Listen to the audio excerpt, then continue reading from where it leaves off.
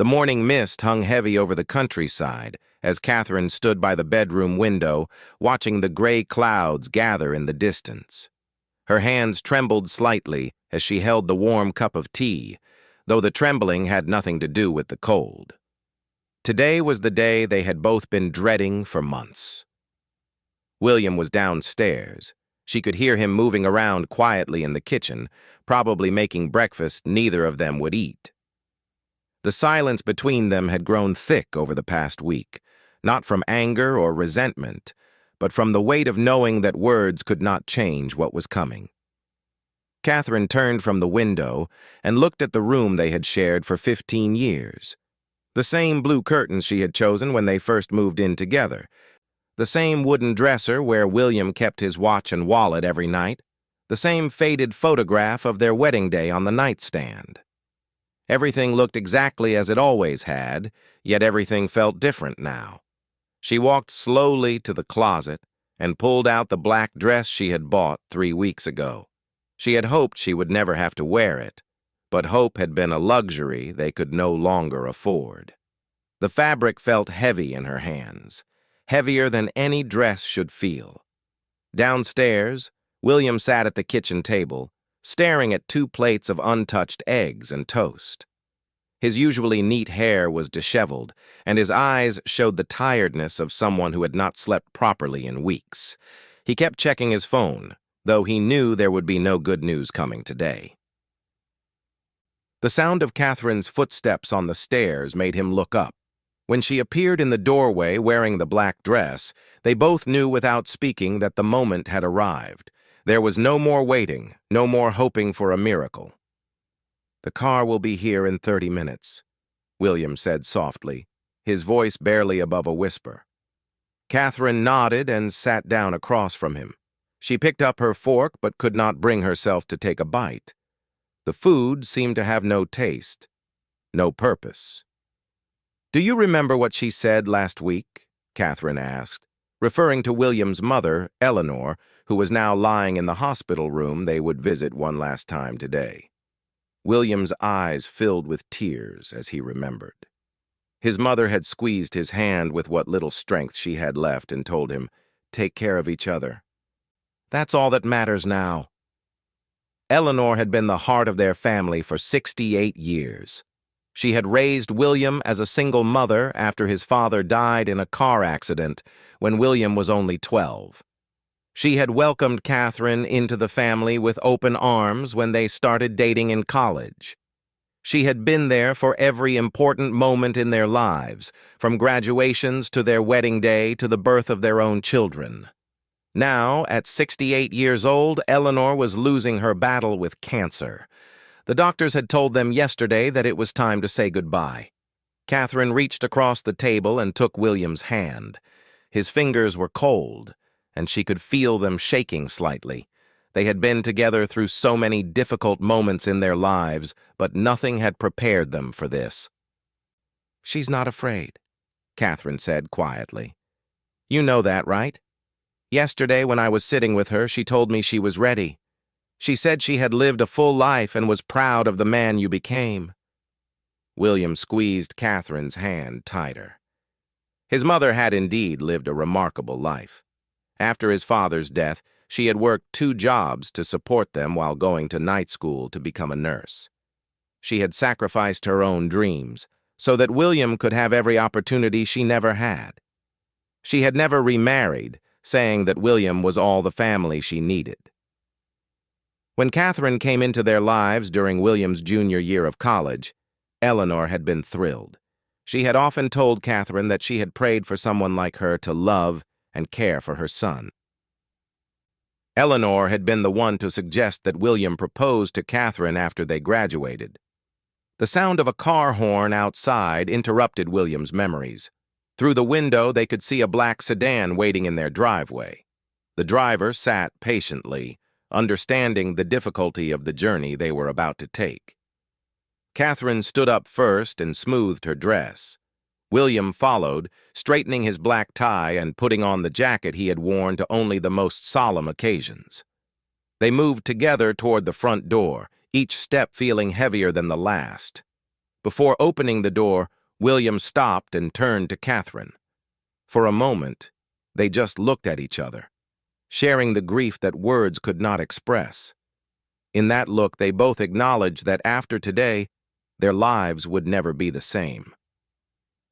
Catherine touched William's face gently, the way she had done thousands of times during their marriage, but this touch felt different. It carried with it the promise that no matter what happened in the hours to come, they would face it together. "Are you ready?" she asked, though she knew that no one could ever really be ready for such a moment. William nodded, though his heart felt anything but ready. "As ready as we can be." They opened the door and stepped out into the gray morning. The air was crisp and carried the scent of autumn leaves. As they walked toward the waiting car, William thought about all the times his mother had walked with him to the car for his first day of school, for graduation, for his wedding day. Now he was walking to say goodbye to her forever. The driver got out and opened the car door for them. As Catherine slid into the back seat, William took one last look at their house, their safe haven. When he returned home tonight, the world would be a different place.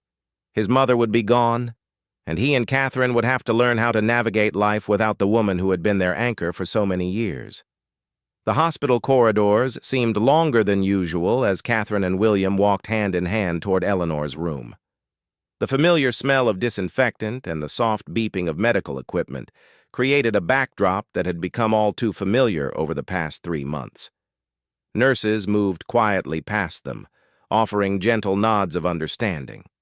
Dr. Martinez met them halfway down the hall, his face wearing the expression Catherine had learned to read over the weeks of Eleanor's treatment. It was the look that said everything without saying anything at all. "She's been asking for you both since early this morning," Dr. Martinez said quietly. "She's comfortable, and we're managing her pain well. She's very alert today, which sometimes happens." William swallowed hard. He had read about this phenomenon, how people sometimes had moments of clarity and energy before the end came. It was both a blessing and a heartbreaking reminder of what they were losing. As they approached room 314, Catherine could hear Eleanor's voice through the partially open door. She was talking to one of the nurses, and despite everything, there was still that familiar warmth in her tone that had comforted William throughout his childhood and had made Catherine feel like a daughter from the very first day they met. "She's telling stories again," the nurse said with a gentle smile as she stepped out of the room. "Your mother has been sharing the most wonderful memories about you both. She's quite remarkable." William pushed open the door slowly, and there was Eleanor, sitting up in bed with more color in her cheeks than they had seen in weeks. Her silver hair was neatly combed, and she was wearing the soft pink nightgown Catherine had brought her last week. Despite the tubes and monitors around her, she looked more like herself than she had in months. "There are my 2 favorite people in the whole world," Eleanor said, her voice weaker than usual, but filled with genuine joy. "Come here, both of you." Catherine and William approached the bed, one on each side. Eleanor reached out her hands, and they each took one. Her hands were thin now, the skin almost translucent, but her grip was surprisingly firm. "I've been waiting for you," Eleanor continued. "I have some things I want to say while I still can say them properly." William started to protest, wanting to talk about anything but goodbye. But Eleanor shook her head with the same authority she had used when he was a child trying to avoid his chores. "Listen to me, both of you," she said. "I need you to know how proud I am. William, you became everything I hoped you would be and so much more. You're kind, you're honest, you work hard, and most importantly, you love deeply. Your father would be so proud of the man you've become." Tears streamed down William's face, but he managed to nod. Eleanor had rarely spoken about his father over the years, trying to avoid making William sad, but hearing about him now felt like a gift. Eleanor turned to Catherine. "And you, my dear Catherine, The day William brought you home. I knew my prayers had been answered. I knew he had found someone who would love him the way he deserved to be loved. But what I didn't expect was how much you would enrich my life too. You didn't just become William's wife, you became my daughter. Catherine squeezed Eleanor's hand, remembering all the Sunday dinners, the holiday celebrations, the late-night phone calls when she needed advice about marriage or motherhood. Eleanor had been the mother Catherine lost when she was 18, and losing her now felt like losing a mother all over again. I want to tell you both something important, Eleanor continued, her voice growing slightly stronger as if she was drawing energy from somewhere deep inside. When I got sick, I was angry at first. I felt cheated. I wanted more time to watch you build your life together, more time to see your children grow up, more time to just be here with you. She paused, looking back and forth between them. But these past months have taught me something. It's not about the amount of time we have, it's about what we do with the time we're given. And I can honestly say that I have been blessed with a beautiful life because of the two of you. Eleanor reached over to her nightstand and picked up a small wooden box that William recognized from his childhood. It had sat on his mother's dresser for as long as he could remember. "This belonged to your father," she said, opening the box to reveal a simple gold wedding band. "He would have wanted you to have it, William. And Catherine, there's something for you too." She pulled out a delicate silver locket that Catherine had admired many times over the years. "This was my mother's, and her mother's before that. I want you to have it, to remember that you're part of our family's story now." Catherine accepted the locket with trembling hands. When she opened it, she found two tiny photographs, one of Eleanor as a young woman and one of William as a baby. "Thank you," Catherine whispered, her voice thick with emotion. "I'll treasure it always." Eleanor smiled, the same smile that had gotten William through scraped knees, broken hearts, and every disappointment life had thrown his way. "Now, I need you both to promise me something." "Anything," William said immediately. "Promise me that you'll take care of each other. Marriage isn't always easy, and life will throw challenges at you that you can't imagine right now. But if you remember to be kind to each other, to forgive each other, and to never stop talking to each other, you'll make it through anything." She looked directly at Catherine. "And promise me you'll help William remember the good times. He has a tendency to focus on the sad parts of a story, even when there's so much joy to remember." Catherine nodded, understanding exactly what Eleanor meant. William had always carried the weight of the world on his shoulders, even as a child. "And William," Eleanor turned to her son, "promise me you'll let Catherine help you grieve. Don't try to be strong all the time. It's okay to be sad, it's okay to cry, and it's okay to miss me. But don't let the missing overshadow the loving." The afternoon sun streamed through the hospital window, casting a warm glow across the room. For a moment, surrounded by love and memories and promises, it almost felt like any other family gathering. Almost. Eleanor closed her eyes for a moment, and when she opened them again, she looked tired but peaceful. "I think I'd like to rest now," she said softly. "But stay with me, both of you. Just stay with me." As evening shadows began to lengthen across the hospital room, Eleanor's breathing became softer and more peaceful. Catherine and William had not left her side for hours, taking turns holding her hand and sharing quiet memories that filled the room with love instead of sorrow. William found himself telling stories he had not thought about in years. He talked about how Eleanor used to make pancakes shaped like Mickey Mouse on Saturday mornings, how she would sit up with him all night when he had the flu, and how she had driven 3 hours in a snowstorm to attend his college graduation when her car barely made it up the hills. Catherine shared her own treasured memories of Eleanor. She spoke about how Eleanor had taught her to make her famous apple pie, spending an entire afternoon patiently showing Catherine how to roll the dough just right.